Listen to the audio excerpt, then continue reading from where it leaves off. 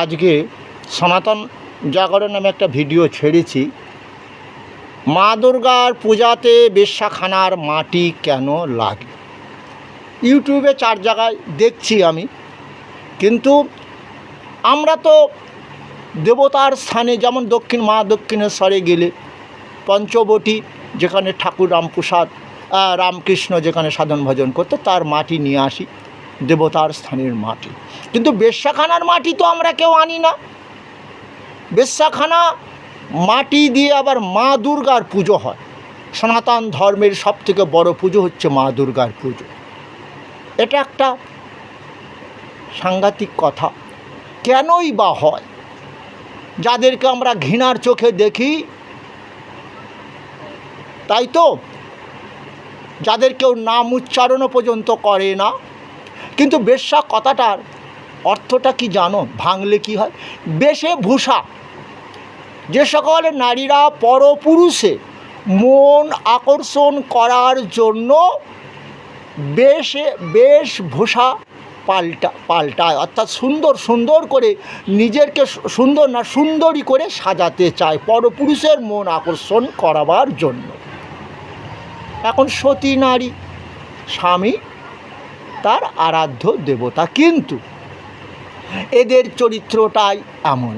ঠিক আছে, এদের সবাই আমরা ঘৃণা করি, কিন্তু মা দুর্গার পুজোতে তাদের মাটি না হলে চলে।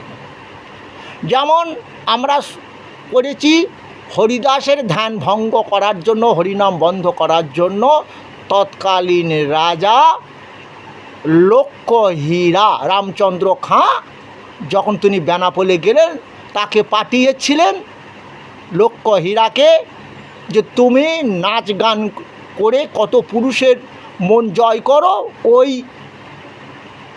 বাবাজি হরিনাম তোমাকে বন্ধ করে দিতে হবে। তা সেখানে লক্ষ্মীহীরার কি হলো? গেল, তুলসী গাছ ছিল হরিদাসের আখড়াতে, তুলসী বন্দনা করে ঢুকলো, কিন্তু প্রতিদিনই ওই হরিদাস বলে কাল এসো, আজকে তো কখন তোমার কথা শুনবো। বলতে 3 দিন পরে যখন লক্ষ্মীহীরা এলো, আজকে আমি যাব, আমাকে রামচন্দ্র খা প্রচুর পয়সা দেবে এই বাবাজির যদি হরিনাম বন্ধ করে দিতে পারে। তাই কি করলো লক্ষ্মীরা? নিজে যে গান দিয়ে পরপুরুষে মন জয় করে কোটি কোটি টাকার মালিক হয়েছিল, সেই গানগুলো গাইছে। কিন্তু যে গানটা গাইতো পরপুরুষের মন ভোলানোর জন্য, দেহকে যেভাবে সে অঙ্গ প্রত্যঙ্গকে বিক্রি করত, সেই করতে আর পারছে না। এবারে কি বলছে বদনে? হরে কৃষ্ণ কৃষ্ণ কৃষ্ণ হরে হরে। এ কি হলো? লক্ষ্মীহীরা বলছে বাবাজির হরিনাম বন্ধ করার জন্য আমি নিজে হরিনাম গাইছি। তাহলে হরিনামের এত মাহাত্ম্য, আমি যে বেশ্যা, বাবুরা আমাকে সম্মান দিল, সাধারণ সতী নারী সৎ মানুষের আমাকে সম্মান দেয় না, আমাকে গালাগাল দেয়। আমরা পরিবেশ দূষণ করছি, পুরুষগুলোকে ঘর ছাড়া করছি, কত মায়েদের অভিশাপ কুড়োতে হয় আমাদের। তাহলে আজ লক্ষ্মীহীরা বুঝতে পেরে গেল এই হরিনামের মাহাত্ম্য, তাই আছাড় খেয়ে পড়ে বলল, বাবা উদ্ধার করো। যে হরিনাম বন্ধ করতে আমি এসেছিলাম, রামচন্দ্র খাঁয়ের পরামর্শে রামচন্দ্র খাঁ প্রচুর পয়সা আমাকে দেবে, কিন্তু আজ আমার জাগরণ হলো, আমি যতই কোটি কোটি টাকা কামাই, আমার মৃত্যুর পর দেবে এই হরিনাম সংকীর্তন। সেই জ্ঞান আজ তোমার কাছে এসে হয়েছে, বাবা আমায় দীক্ষা দাও। পরবর্তীকালে হরিদাস তাকে দীক্ষা দিল। সেই মা শেষ পর্যন্ত আর বেশ্যাবৃত্তি করতো না, বাইজিগিরি করতো না, সে আজকে হরিনাম গাইছে। আজ যদি আমার মায়েরা, সে তো কোনো মায়ের সন্তান যিনি বেশ্যা, সেই মায়েরা যদি গর্ভে থাকাকালীন তাদের হরিনাম শোনাতো, গীতা ভাগবত কথা শোনাতো, তাদের ছেলেমেয়েরা কি কুপথে যেত? ও মায়েরা তো ব্যবসা করে। আর যে সকল মায়েরা, আজকে ইউটিউবে তুমি দেখতে পাবে, আমরা বৈষ্ণব, আমরা মাতাজি বলি, তাদের দেহটাকে কিভাবে অঙ্গ প্রত্যঙ্গ সাধারণ মানুষকে তুলে ধরছে, তারা কোটি কোটি ভিউজ পাচ্ছে, কিন্তু গীতা ভাগবতের কথা কিন্তু কারুর আসে না নজরে। এটাই প্রকৃত বলেছে। ছেলেমেয়েরা বাবা মা মানবে না, বেদ পুরাণ শাস্ত্রের কথা মানবে না, বয়োজ্যেষ্ঠ ব্যক্তি মানবে না, গীতা ভাগবত সম্মান দেবে না, হরে কৃষ্ণ কাকিমা জেঠিমার ডাকটা পর্যন্ত এদের থাকবে না বদনে। আজকে মূল বিষয় কি? মা দুর্গার পুজোতে বেশ্যাখানার মাটি কেন লাগে? একটু আগে বলেছি তীর্থস্থানের মাটি নিয়ে আসি, যেমন দক্ষিণেশ্বরে গেলে আমরা ওখান থেকে মাটি নিয়ে আসি, যেখানে ঠাকুর রামকৃষ্ণ পঞ্চবটী বনেতে সাধন ভজন করেছিল, কিন্তু বেশ্যাখানার মাটি আনি না। কিন্তু বেশ্যা হচ্ছে কারা বলেছি, আলোচনা করেছি। এবারে শোনো, এরা কারা? শ্রী শ্রী মা চণ্ডীতে কি জেনেছি? দেবী সর্বভূতেষু মাতৃরূপেণ সংস্থিতা, ওং নমস্তাস্যাই নমস্তাস্যাই নমো নমঃ। যে দেবী মহামায়া সমস্ত নারী জাতির মধ্যে মাতৃরূপে রয়েছে। এই যত নারী জাতি তারা হচ্ছে মহামায়ার অংশ। আমরা এটাও পড়েছি, জেনেছি শ্রী শ্রী চণ্ডীতে। এই নারী জাতির যে উন্নতি, সুখ শান্তি, তাই সেই মহামায়ার কৃপায় হয়ে থাকে। আর এই নারী জাতি হলো মহামায়ার অংশ। সেই নারী জাতিকে দ্রৌপদীকে অপমান করেছিল, মহাভারতে পড়েছিলাম, দুঃশাসন। তাদের বংশ কিন্তু ধ্বংস হয়ে গিয়েছিল, করে দিয়েছিল ভগবান কৃষ্ণ।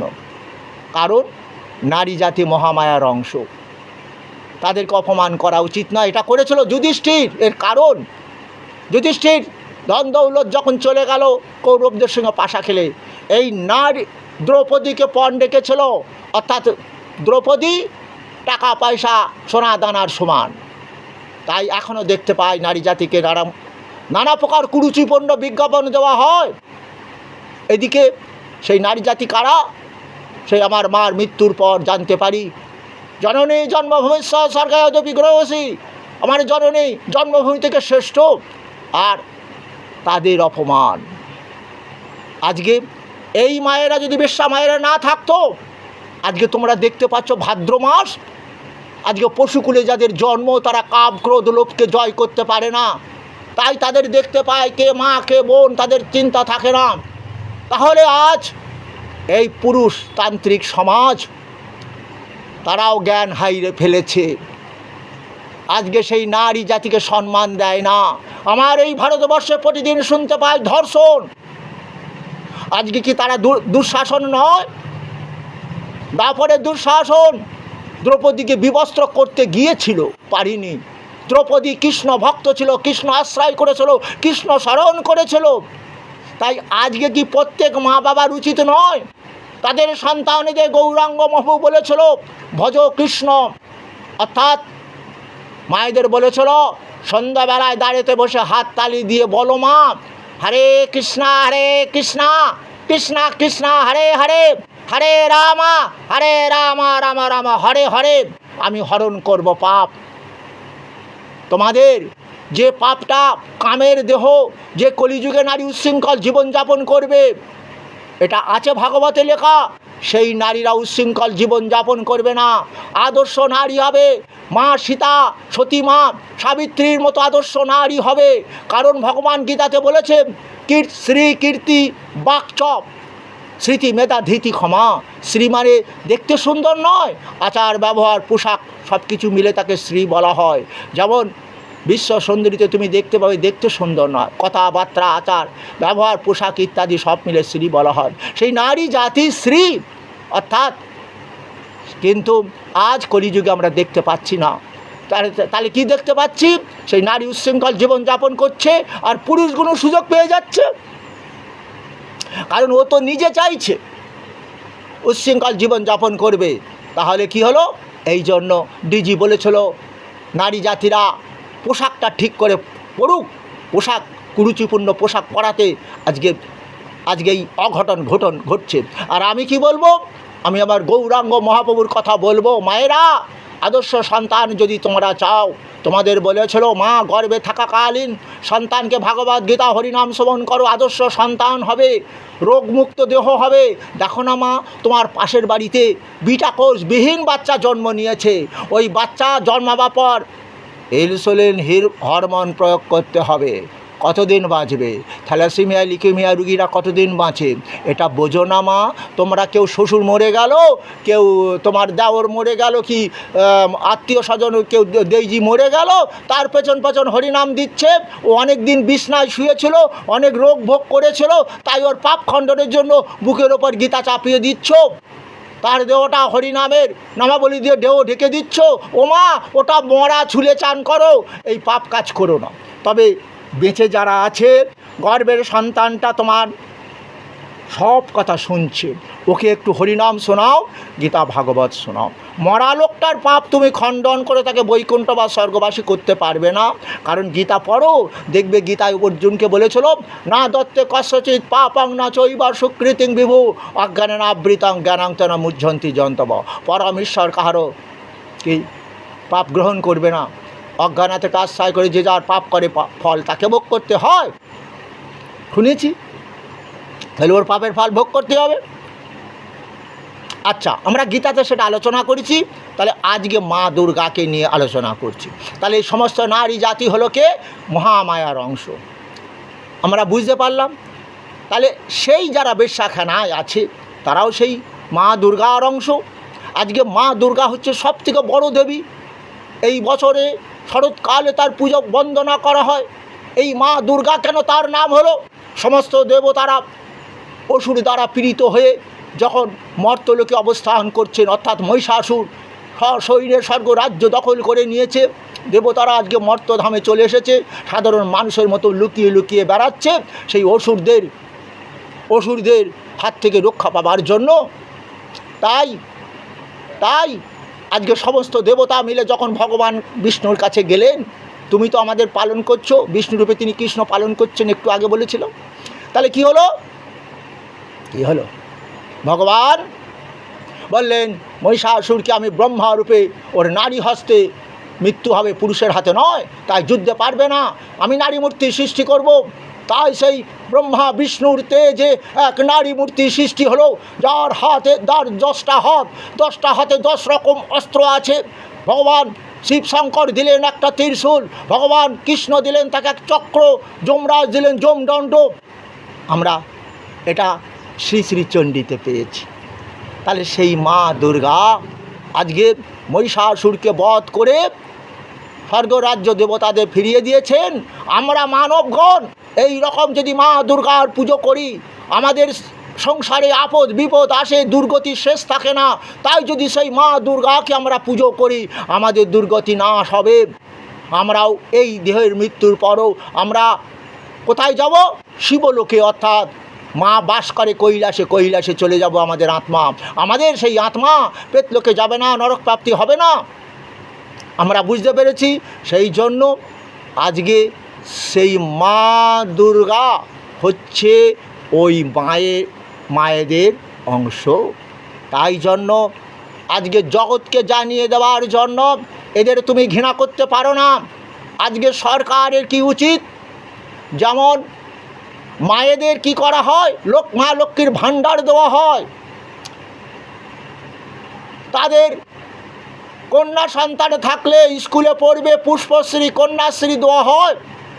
আজকে মমতা দিদিও আমাদের সেই মা দুর্গার অংশ, এবং বেশ্যা মায়েরাও সেই মা দুর্গার অংশ। এই জন্য তাদের সরকারকে শুধু দিদি নয়, দাদাও তো একলা পৃথিবীতে আসেনি, তার মার গর্ভে 10 মাস 10 দিন ছিলেন, এবং তারপর সেই মা থেকেই তিনি জগতে আলো দেখেছেন, শক্তি লাভ করেছেন। কেন? এই যে আমরা শক্তি লাভ করি, কার থেকে শক্তি লাভ করি? ইয়া দেবী সর্বভূতেষু শক্তি রূপেণ সংস্থিতা ওম নমস্তস্যৈ নমো নমঃ। যে দেবী মহামায়া সমস্ত ভূতের মধ্যে শক্তি রূপে অবস্থান করছেন। শুধু মানুষ নয়, একটা কুকুর বাচ্চা পারলে সেই কুকুরের বাচ্চাটা কী খেয়ে বেঁচে থাকে? ওই মায়ের দুধ খেয়ে বেঁচে থাকে। আমরাও কি করি? যখন আমাদের ভূমিষ্ঠ হই, মায়ের স্তনদুগ্ধ পান করে শক্তিশালী হই, তো তখন তো হরলিক্স আরও শক্তি বেশি দেয় না, মায়ের দুধ breast milk is the best milk for the babies, কারণ মায়ের দুধে সমস্ত ওষুধগুলো দেওয়া আছে। যদিও এখন আর্টিফিশিয়াল ওষুধ দেওয়া হয় হরলিক্সে, নাকি হজম করার জন্য, কাজ হয় না। এটা হচ্ছে ভগবানের সৃষ্টি। তাহলে কি হলো, আমরা কি করব, সেই বেশ্যাদের সম্মান দেব। সরকারকে আগিয়ে আসতে হবে, তাদের যারা ছেলে রাখে না, মেয়ে থেকে আয় করতে হবে। কি করে খাবে বলো, বুড়ো বয়সে কে খাবে, মেয়ে খাওয়াবে, সেও বেশ্যাবৃত্তি করবে, তাতে বন্ধ হবে কি করে? আজকে সরকার যদি আগিয়ে আসে, তাদেরকে মা লক্ষ্মীর ভাণ্ডার, তাদের কন্যার সন্তানগুলিকে স্কুলে পড়ার সুযোগ দিতে হবে। কেন? ওদের বাবার পরিচয় নেই। তাহলে বাবার পরিচয় তো নেই, আমরা দেখতে পাই যে সকল বাবাদের পুত্র সন্তান থাকে না, তাদের কন্যা সন্তানই তো বাবার পিণ্ড দেয়। সেটা যেকালে শাস্ত্রে চালু হয়েছে, নিশ্চয়ই এটা চালু হোক। তাদের দরকার নেই ওর বাবার নাম, মায়ের নাম নেই, ও পৃথিবীতে বেঁচে থাকবে, তাই তাদের স্কুলে পড়ার সুযোগ দিতে হবে, তাদেরকে কন্যাশ্রী পুষ্পশ্রী দিতে হবে। কিন্তু এটা নিয়ে কেউ চিন্তা করে না। চিন্তা করছে তো মোদি নিয়ে। কিন্তু আজকে মোদি সাহেব যখন মরে যাবে, গীতা পাঠ হবে, রামায়ণ হবে, মমতা দিদেহ রাখবে, তখন গীতা পাঠ হবে, ভাগবত পাঠ হবে, তবু কেন ওরা গীতা পড়ছে না? কারণ তারা জানে না যে কে কৃষ্ণ। তিনি বললেন, পিতাহ হমস্য জগত মাতা ধাতা পিতামহ বেদং পবিত্রং ওঙ্কারিক সমযোজুরে বচ। আমি জগৎবাসীর পিতা, আমি মাতা, আমি বিধাতা, আমি পবিত্র ওঙ্কার রিক্সাম যজুর। তাহলে আমি পিতা মাতা কেন? আমি পিতা, আর এই প্রকৃতি হচ্ছে মাতা। আর তোমরা মা দুর্গার পুজো করো, এটা কে? অবিভক্তঞ্চ ভূতেষু বিভক্তমিব স্থিতম ভূত ভর্তি চ তদ্জ্ঞং গ্রসিষ্ণু প্রবিষ্ণু। ভক্তদের কাছে আমি কৃষ্ণ বিভক্ত নই। জগৎ সৃষ্টি করলাম ব্রহ্মারূপে। তোমরা জানো ব্রহ্মা শ্রী মা সরস্বতী বিদ্যার দেবী। তোমরা জানো আমি বিষ্ণুরূপে তোমাদের পালন করছি, বিষ্ণু স্ত্রী মা লক্ষ্মী ধনের দেবী। আবার মহাকাল মহাদেব রূপে প্রলয় করছি, মহাদেবের স্ত্রী তো মা দুর্গা, মা কালী। এই যে মা কালী, কেন মা কালীর একটা বদনাম আছে, কাঁচা খেকো দেবতা। কেন? যখন যুদ্ধক্ষেত্রে দেখলেন মহিষাসুর বধ হলো, কিন্তু রক্তবীজ অসুরেরা যুদ্ধক্ষেত্রে চলে এসেছে, মাকে আক্রমণ করেছে, তখন মা দুর্গা কী করবেন? ত্রিশূল দিয়ে তাদের আঘাত করছেন, তাদের রক্ত মাটিতে পড়ছে, নূতন অসুর তৈরি হচ্ছে। তখন মা দুর্গা তার দেহ থেকে এক নারী মূর্তি সৃষ্টি করলেন, যার গলায় নরমুণ্ডমালা, হাতে খড়গ, এক হাতে পান পাত্র। এই খড়গ দিয়ে রক্তবীজ অসুরদের মুন্ড ছেদন করছে, রক্ত তিনি পান করে নিচ্ছেন। আবার শিয়াল সৃষ্টি করলেন, শিকাল মাটি দিয়ে রক্ত পড়ছে, শিয়াল চেটে চেটে খাচ্ছে। এইভাবে রক্তবীজ ধ্বংস হয়ে গেল। দেবতারা তখন স্বর্গরাজ্য ফিরে পেল। আমার তাহলে বুঝতে পেরেছ, মা কালীকে কাঁচা খেগো দেবী বলে আর যেন কখনো বলো না। পরিস্থিতি যেমন কুরুক্ষেত্র যুদ্ধ করে দাপর যুগে পাপীদের বিনাশ করে ধর্ম রাজ্য প্রতিষ্ঠা করেছিল, এইভাবেই মা কালী রূপ ধারণ করে সেই কৃষ্ণ কি করেছিলেন? পাপীদের বিনাশ করে দেবতাদের স্বর্গরাজ্য পাইয়া দিয়েছিলেন সেই কৃষ্ণ। একই, অর্থাৎ ওই যে বলছেন রাধা কৃষ্ণ, অর্থাৎ রাধা ছাড়া কৃষ্ণ হয় না, কৃষ্ণ ছাড়া রাধা হয় না। কারণ কৃষ্ণকে জন্ম নিতে হয়েছিল সেই মাতৃগর্ভে, দেবকী মায়ের গর্ভে। তাহলে নারী জাতি কে জাতি? তাই আমরা রাধাকে আগে বলি, পুজো করি। রাধা কৃষ্ণ সেটা ভগবানই করে গেছে, যে রাধা তুমি কলঙ্কিত নয়, সমস্ত নারী জাতি তোমার অংশ। তাই বৈষ্ণবরা সমস্ত নারী জাতিকে মাতা রাধা রানী ভাবে, তাই মাতাজি বলে তারা সম্বোধন করে। মাতাজি, বৈষ্ণবরা তাই বলে মাতাজি। সে 12 বছর 5 বছর মেয়ে হোক না কেন, তাকেও মাতাজি বলবে, কারণ সেও সেই মহামায়ার অংশ, অর্থাৎ গৃহী লোকেরা বলে। আর বৈষ্ণবরা বলে উনি রাধারানীর অংশ। আমরা বুঝতে পারলাম, তাহলে ওই বেশ্যা মায়েরা কি রাধার অংশ নয়? ওই বেশ্যারা কি মহামায়ার অংশ নয়? বৈষ্ণব মতে রাধার অংশ, আর গৃহী মতে মা কালীর অংশ। তাই চণ্ডীপাঠ, বৈষ্ণবরা তো চণ্ডীপাঠ করে না, তারা কি পাঠ করে বলো? ভাগবত পাঠ করে, রাধারানীর জীবনী কথা, হ্যাঁ, ভগবান কৃষ্ণ লীলা কথা। কিন্তু আমরা এই চণ্ডী পাঠ করি, তো করতে হবে, মানুষকে বোঝাতে হবে। আমি বৈষ্ণব, আমি চণ্ডী পাঠ করি, কারণ সাধারণ মানুষকে বোঝাতে হবে। কারণ তারা আজকে কাকিমা, জেঠিমা, বড়মা বলে ডাকছে না। আজকে আমরা তো এটাও বলি না, বেশ্যার নাম উচ্চারণ করলে আমার দিন ভালো যাবে না। কিন্তু সেই বেশ্যারা কী করছে বুঝতে পেরেছ? আজকে পুরুষ জাতিগুলো যে খেপে গেছে, মদ খেয়ে যে তারা আজকে কামাচার করছে, এই বেশ্যা মায়েরাই গো, বুঝতে পেরেছ? এই নারী জাতিদেরকে রক্ষা করছে। তাই তারা যদি না থাকতো, ওপেন হতো ধর্ষণ মায়েদের। কিন্তু সব নারী জাতি তো আর উচ্ছৃঙ্খল জীবন যাপন করে না, তারা ওই স্বামী ছাড়া আর পরপুরুষ কি ভজে? কী গো, বুঝতে পারছে না? একজন পুরুষ যেমন বলে পিতা স্বর্গ পিতা ধর্ম, পিতা হি পরমাং তপ, সতী নারী ভাবে কি স্বামী ধর্ম, স্বামী আমার ইহকাল পরকাল, তোমার আমার জীবন বিনা এক তারেতেই বাঁধা, তুমি আমার কৃষ্ণ ওগো, আমি তোমার রাধা। তাহলে আমাদের এই বেশ্যাদের মাতাজি বলতে হবে, তাদের সম্মান দিতে হবে। তাদের সম্মান যাতে পায়, সরকারকেও আগিয়ে আসতে হবে। এখানে সাধারণ মানুষ কিন্তু কোনো দিন এই কথাগুলো তুলে ধরে না। তাই চারিদিকে শুনতে পাই বেশ্যাখানার মাটি লাগে কেন মা দুর্গার পুজোতে।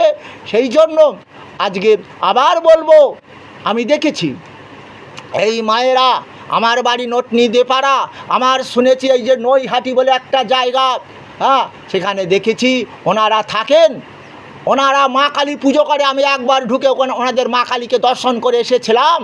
আজকে তাদের বাড়ি কোথায়? যে নৈহাটির বড় মা, যে আজকে সব জায়গা থেকে ওয়েস্ট বেঙ্গল থেকে সব পুজো দিতে আসছো, ওদের পাশেই হচ্ছে ওদের বাড়ি। ওরাও সেই মা কালীকে আসে পুজো দিতে পুজো দেয়, কিন্তু সেখানে কেউ বাধা দেয় না, তাদের তো সবাই চিনতে পারে না। কিন্তু সমাজে তাদের স্কুলে গেলে ওই আগেই হেডমাস্টার জিজ্ঞাসা করবে ওই বাচ্চাটার বাবার নাম কি। আমরা পুরুষতান্ত্রিক সমাজ, এখনও সেই পুরুষ না। আমার মতে এসো, মা দুর্গা যেমন আমাদের দুর্গতি নাশ করে আমাদের সংসারে সুখ শান্তি দেবে, ওই বেশ্যা মায়েদেরও সরকারকে আগিয়ে আসতে হবে। তারা যাতে সমাজের সম্মান পায়, তাদের আর কি, তাদের বাচ্চা কাচ্চা মেয়েরা যেমন স্কুলে ভর্তি হতে পারে, তারা জ্ঞান লাভ করতে পারে, পরবর্তীকালে তারা উচ্চশিক্ষা লাভ করে চাকরি বাকরি পেতে পারে, এই অধিকার দিতে হবে তাদের মায়ের অধিকারের। এটা তো নাগরিক অধিকার গো, হ্যাঁ, নাগরিক অধিকার তো, সে মায়ের নাগরিক তো, ভারতবর্ষের নাগরিক, অধিকারগুলো দেওয়া উচিত। আমি ভিডিওটা আর বড় করব না, এখানে সমাপ্তি দিলাম। সনাতন জাগরণে এই ভিডিওটা আমি ছেড়েছি। আজকে আবার একটা চ্যানেল আছে ভাগবত জাগরণ, সেই ভাগবত জাগরণেও আবার এই দুঃখের কথাটা তোমাদের তুলে ধরলাম।